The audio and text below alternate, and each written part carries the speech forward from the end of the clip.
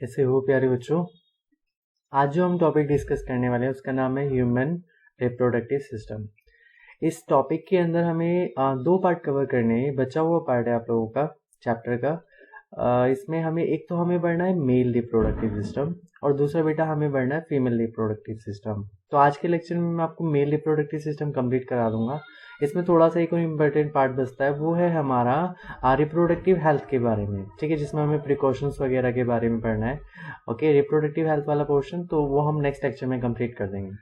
तो हम स्टार्ट करते हैं। ह्यूमन रिप्रोडक्टिव सिस्टम की अगर बात की जाए तो हम सभी जानते हैं जो ह्यूमन बींग्स होते हैं वो बेटा sexual mode of reproduction perform करते हैं, जिसके अंदर आप सभी डिफ्रेंशिएशन पढ़ चुके हो डिफरेंट दोनों के बीच में ए सेक्सुअल और सेक्सुअल मोड ऑफ रिप्रोडक्शन, जिसमें मेन होता है गैमेट्स का फॉर्मेशन और दूसरा बेटा फर्टिलाइजेशन प्रोसेस का होना।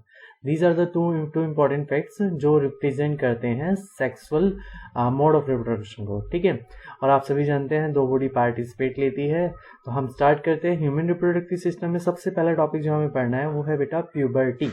प्यूबर्टी का मतलब क्या होता है? प्यूबर्टी वो टाइम पीरियड होता है बेटा जिसके अंदर जो मेल होते हैं उनकी बॉडी में चेंजेस आने शुरू हो जाते हैं, ठीक है। वो चेंजेस एक साइन होता है। मेनली जब सब चीजें होती क्यों है तो बेटा मेल के अंदर होता है टेस्टिस, ठीक है। ये टेस्टिस जो हो गया ये रिप्रोडक्टिव सिस्टम का जो पार्ट है उसमें हम पढ़ेंगे, ठीक है। टेस्टिस जो है वो आपका स्पर्म यानी कि मेल जार्म सेल को बनाना शुरू करता है। जार्म सेल यानी कि गैमेट्स, ठीक है। गैमेट्स को दूसरा जार्म सेल भी कहा जा सकता है। तो जो टेस्टिस होते हैं वो स्पर्म बनाना प्रोड्यूस करते हैं और फीमेल के अंदर ओवरीज जो है वो एग को रिलीज करना शुरू कर देती हैं। ओवरीज जो है एग को रिलीज करना शुरू कर देती हैं, उसको ओवा कहते हैं, ठीक है। ये फीमेल जर्म सेल है, ठीक है। जर्म सेल का मतलब यहाँ पे गैमेट्स है। गैमेट्स दोनों बॉडी बनाती हैं, मेल भी बनाते हैं फीमेल भी बनाता है, ठीक है। तो भैया मेल के अंदर तो टेस्टिस बनाता है और फीमेल के अंदर बेटा ओवरीज फॉर्मेशन करती है इस चीज का, ठीक है। ओवरीज जो है वो एग बनाती है और एग क्या कहलाता है? ओवा कहलाता है। Ova it is a part of या it is a type of germ cell of the female. Okay, इसमें लिखा हुआ है, ये आप नोट भी कर सकते हो अपनी कॉपी में। Well maintain the period of life when production of germ cells यानी कि ओवा किसके अंदर? फीमेल के अंदर, एंड द स्पर्म किसके अंदर? मेल के अंदर, स्टार्ट इन बॉडी, ठीक है। जब भी ऐसा पीरियड होता है जिसमें बॉडी में मेल और फीमेल की में स्पर्म और ओवा का फॉर्मेशन शुरू हो जाता है, उस टाइम पे काफी बॉडी के अंदर चेंजेस भी आते हैं, ठीक है। तो this period of sexual maturation, sexual यानी कि लैंगिक परिपक्वता का ये जो पीरियड होता है, टाइम पीरियड होता है, काल होता है, इसको प्यूबर्टी कहा जाता है। प्यूबर्टी में इस वर्ड का मतलब हिंदी में प्यूबर्टी को यौवनारंभ कहते हैं, ठीक है। चलो अब हम बात करते हैं कि क्या क्या चेंजेस आते हैं ड्यूरिंग द प्यूबर्टी। तो बेटा प्यूबर्टी के टाइम पे अब देखो दो तीन कॉमन चेंजेस हैं जो आपको मेल और फीमेल दोनों में देखने को मिलेंगे। आप अपना मेंटेन करके लिख सकते हो प्रॉपरली। पहला चेंज है thick hair growth in armpits and genital area. Genital area को हिंदी में कहते हैं गुप्तांग, ठीक है भैया। गुप्तांग यानी कि जेनिटल एरिया, वहां पर बालों का आना। आर्मपिट्स मतलब बगल में बालों का आना, ठीक है। आर्मपिट्स हो गया, या फिर हेयर ग्रोथ, हेयर ग्रोथ तो आप समझ गए, ठीक है। और सेकंड पॉइंट क्या लिखा हुआ है? Skin becomes oily. जब मैच्योरिटी में आते हैं जो स्किन होती है वो क्या होता है? स्किन भी ऑयली होने शुरू हो जाती है, जिसकी वजह से पिंपल्स वगैरह, ठीक है बेटा। फिर आता है सेकंड चेंज। अब ये हमें ओनली गर्ल्स के अंदर देखने को मिलते हैं। Breast size begin to increase, ठीक है। ब्रेस्ट का जो साइज होता है वो बढ़ जाता है। गर्ल्स बिगिन टू मैंस्ट्रुएट, बड़ा इंपॉर्टेंट वर्ड है ये मैंस्ट्रुएट वर्ड। इसके बारे में हमें अभी हम फीमेल रिप्रोडक्शन पढ़ेंगे, फीमेल रिप्रोडक्टिव सिस्टम पढ़ेंगे तो उसके अंदर इसको वेल मेंटेन समझेंगे। मैंस्ट्रुएशन साइकिल के बारे में पढ़ेंगे, उसी से वर्ड बना हुआ है, ठीक है। Growth of pubic hair and extra hair in armpits, वही है प्यूबिक हेयर मतलब गुप्तांगों में बाल आना, ये सब चीजें। वॉइस बिकम्स थिन, और लड़कियों की आवाज कैसी हो जाती है? पतली हो जाती है। अब कुछ चेंजेस जो ओनली बॉयज में देखने को मिलते हैं वो है बेटा thick hair growth on face, वही बियर्ड वगैरह, दाढ़ी मूछ आना, ठीक है। वॉइस बिकम्स बिगिन क्रैक, यहाँ पे दो बार पॉइंट लिख दिया गया। आवाज जो है फटी फटी होने लगती है, या फिर आवाज कैसी हो जाती है? मोटी हो जाती है। आप एक ही पॉइंट लिख सकते हैं। एनलार्जमेंट ऑफ पेनिस, पेनिस और स्क्रोटम, स्क्रोटम और पेनिस के साइज का बड़ा होना, ठीक है। Growth of pubic hair, pubic hairs, ठीक है। वही गुप्तांग वगैरह में बाल आना, hair and on the faces and armpits, on chest पे बाल आना। ब्रॉडनिंग ऑफ शोल्डर्स, कंधों का क्या होना? गोल हो जाना, ब्रॉडनिंग होना, और इंक्रीज द मसल डेवलपमेंट, जो मांसपेशियाँ होती है भाई, बॉडी बन जाती है, ये सब चेंजेस क्या आते हैं, बॉयज इसके अंदर आते हैं। तो बॉयज और गर्ल्स के अंदर ये चेंजेस हैं। एंड देन कॉमन चेंजेस हमारे ये रहे, ठीक है। तो आपको लिखने को आएगा तो आप लिख सकते हैं प्यूबर्टी के दौरान जो चेंजेस होते हैं अराउंड आ जाते हैं कभी कभी एग्जाम में 3-3, 4-4 पॉइंट लिखने के लिए, तो आपको मिनिमम 4 पॉइंट तो पता होने चाहिए। चलो अब बात करते हैं बेटा मेल रिप्रोडक्टिव सिस्टम की। इस पार्ट में सबसे इंपॉर्टेंट फैक्ट ये रोल प्ले करता है, मेल रिप्रोडक्टिव सिस्टम। अब हम देखते हैं, मैंने कुछ यहाँ पे पॉइंट्स लिखे हैं जो हमारे लिए मैंडेटरी है। सबसे पहले लिखा हुआ है टेस्टिस।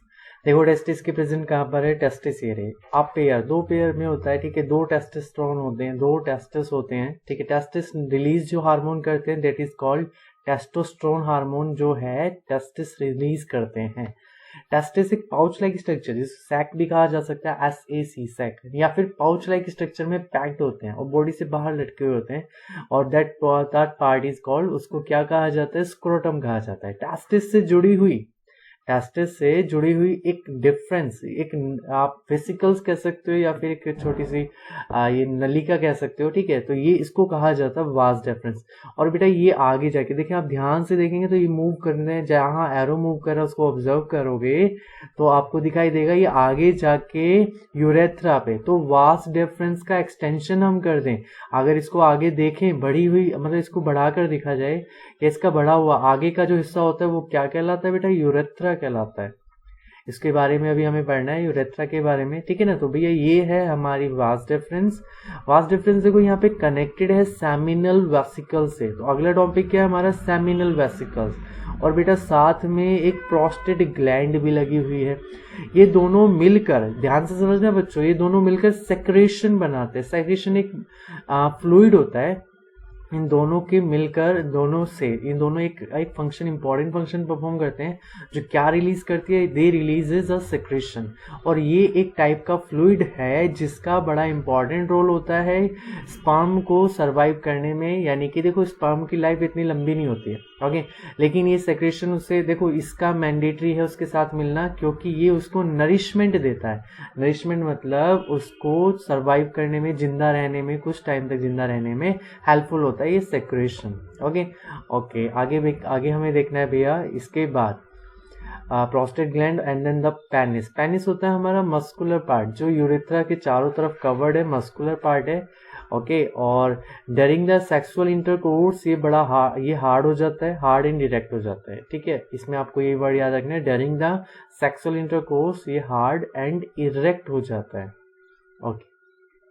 ओके भैया आगे देखते हैं। चलो कुछ पॉइंट्स हैं, अब ये देखते हैं। पहला पॉइंट लिखा हुआ है ह्यूमन मेल रिप्रोडक्टिव सिस्टम, जो है वो 2 मेन फंक्शन परफॉर्म करता है। अगर आपसे पूछा जाए what is the main function of a human male reproductive system, तो भैया फर्स्ट फंक्शन है आप लोगों का, इसमें आप जानते हैं, to produce the male reproductive cell, जिनको जर्म सेल कहा जाता है। तो ह्यूमन रिप्रोडक्टिव सिस्टम का मेन फंक्शन में पहला पॉइंट ये हुआ कि उसको रिप्रोडक्टिव सेल बनाने, जनन कोशिकाओं का निर्माण करना है, जर्म सेल्स, जिन्हें जर्म सेल्स कहा जाता है, ठीक है। कुछ हार्मोन्स रिलीज करता है, अभी हमें पता है टेस्टोस्टेरोन हार्मोन बनाएगा, और कुछ एसेसरी मटेरियल्स, यानी कि जैसे अभी सेक्रेशन बन रहा है, तो एसेसरी मटेरियल्स मतलब जरूरत यानी आवश्यक का जो सामान है, ठीक है। एंड द सेकेंड फंक्शन है भैया to deposit the germ cell into the female reproductive system. जो जर्म सेल्स की रिप्रोडक्शन के रिप्रोडक्टिव सिस्टम जो प्रोड्यूस कर रहा है मेल का, उसको फीमेल के रिप्रोडक्टिव सिस्टम में क्या करना है, डिपॉजिट करने का काम भी कौन करता है, हमारा मेल रिप्रोडक्टिव सिस्टम करता है, ठीक है बेटा। आप देखते हैं अगला क्वेश्चन दिया हुआ है, इसको ना एक फिगर को हम साथ के साथ लेके चलते हैं, इसको नीचे चीजें समझते रहेंगे। अब इसको मूव करा लेते हैं थोड़ा सा।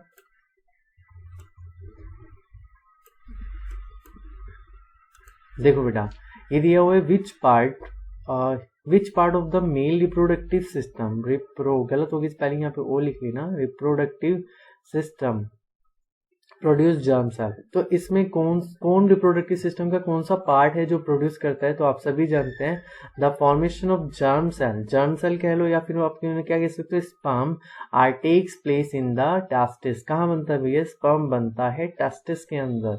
आप पेयर होता है, इनका एक जोड़ा होता है, 2 टेस्टिस होते हैं, वो फॉर्मेशन किसका करते हैं, स्पर्म का करते हैं, ठीक है भैया, विच इज प्रेजेंट। और ये स्पर्म जो है बेटा एब्डोमिनल कैविटी होती है हमारी पूरी बॉडी, हमारा यानी कि गर्दन से नीचे का हिस्सा और कूल्हे तक का यानी कि बटक से ऊपर का जो पोर्शन है सारा एब्डोमिनल कैविटी में आता है। और ये वाला हिस्सा भी जो है एब्डोमिनल में ही आएगा, लेकिन पूरा एब्डोमिनल कैविटी से आउटसाइड होता है। कहाँ होता है? तो भैया कैविटी से सैक लाइक स्ट्रक्चर जो किसके अंदर प्रेजेंट है? स्क्रोटम के अंदर प्रेजेंट होते हैं टेस्टिस, और ये बॉडी से बाहर होते हैं। ठीक है, तो भैया फॉर्मेशन टेस्टिस का जर्म सेल और स्पर्म का फॉर्मेशन कौन करता है? टेस्टिस करता है। टेस्टिस कहाँ पर प्रेजेंट होते हैं? तो स्क्रोटम में प्रेजेंट होते हैं। स्क्रोटम कहाँ पर होता है? आउटसाइड द बॉडी या फिर आउटसाइड द एब्डोमिनल कैविटी। आप ठीक है, आउटसाइड द एब्डोमिनल कैविटी। अब ये दूसरा क्वेश्चन एक और राइज होता है कि भैया जब टेस्टिस इतने इंपॉर्टेंट ऑर्गन है तो उन्हें बॉडी से बाहर क्यों रखा गया, एब्डोमिनल कैविटी से बाहर क्यों रखा गया? तो इसका बड़ा अच्छा सा इंपॉर्टेंट रीजन है बेटा, बॉडी को रिक्वायर्ड होता है, हमारी बॉडी को नॉर्मली 37 डिग्री सेल्सियस के अराउंड टेम्परेचर रिक्वायर्ड होता है। ठीक है भैया, जबकि टेस्टोस्टेरोन को बॉडी टेम्परेचर से कम टेम्परेचर की आवश्यकता होती है फॉर्मेशन करने के लिए। किसका? स्पर्म का, यानी कि जर्म सेल्स का। तो इसीलिए ये बॉडी से इनकी स्ट्रक्चर जो है आउटसाइड बनाई गई है एब्डोमिनल कैविटी से। अराउंड 35 डिग्री सेल्सियस इनको टेम्परेचर की रिक्वायर्ड होगी to the formation of sperm cell और जर्म सेल। चलो, अब ये रीजन यहाँ पे लिखा हुआ है, because sperm formation require less temperature than body temperature. Okay, अब लिखा हुआ है टेस्टिस का कुछ काम लिखा हुआ है। Testis are also produce a hormone called testosterone hormone. भैया जो टेस्टिस होते हैं वो एक हार्मोन को भी रिलीज करते हैं जो कहलाता है टेस्टोस्टेरोन हार्मोन। ठीक है भैया, अब ये फीमेल्स के अंदर यही हार्मोन ऑस्ट्रोजन हो जाता है, ऑस्ट्रोजन जनरेट करता है। ऐसा नहीं है, ध्यान रखिएगा थोड़ा सा, बहुत माइनर सी क्वांटिटी में ऑस्ट्रोजन हार्मोन मेल्स के अंदर भी बनता है। ठीक है, उसके बारे में आप बाद में पढ़ेंगे 11th-12th स्टैंडर्ड में जब डीप स्टडी करेंगे बायो के अंदर। ठीक है, अब बात करते हैं टेस्टोस्टेरोन हैज 2 मेन वर्क। अभी जो हार्मोन आपका बना है इसके 2 मेन इंपॉर्टेंट वर्क हैं। Regulate the formation of sperm, ये जो स्पर्म है इसके फॉर्मेशन को कंटिन्यूसली बनता रहता है ना, इस फॉर्मेशन को मेंटेन करता है टेस्टोस्टेरोन हार्मोन। दूसरा बेटा डेवलपमेंट ऑफ सेकेंडरी। भैया ये अगर हार्मोन बनेगा तभी तो आपकी बॉडी के अंदर जो हार्मोनल चेंजेस होते हैं, दाढ़ी मूंछ आना, बाल वो जो आर्मपिट्स वगैरह में बाल वगैरह का आना है, ठीक है, ये सब चीज़ें इसी हार्मोन के रेगुलेशन से होता है। ठीक है, आगे देखते हैं हम क्या करना है।